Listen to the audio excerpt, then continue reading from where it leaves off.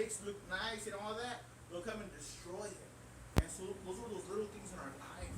They're so small, but they begin to grow. They begin to grow like an infection. You know, and I was tripping out when I was reading that and I was studying all that. I was like, wow, this is crazy.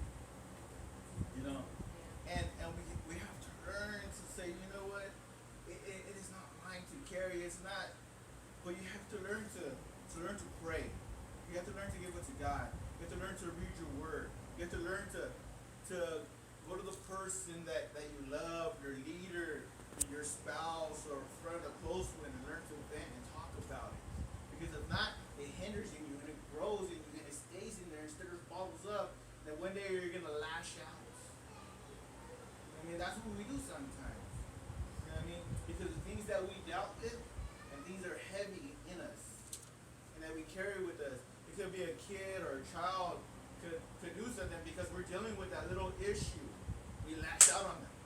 And then all of a sudden your little child's crying and something's happening and you turn around like, man, what did I do? And you turn around, you go to your room and you say, why did I do that? It's because you're not dealing with that issue.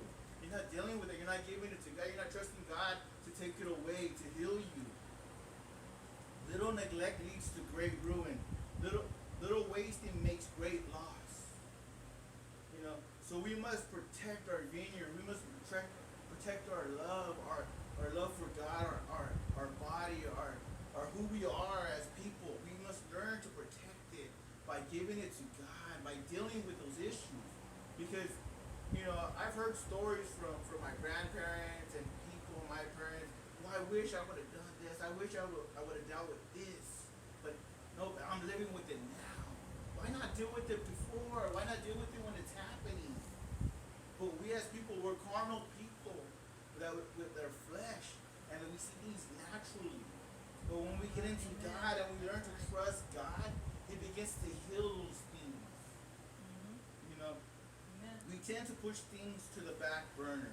When I see a back burner, you know, when I watch my wife when she cooks, and when she turns on the burners and she puts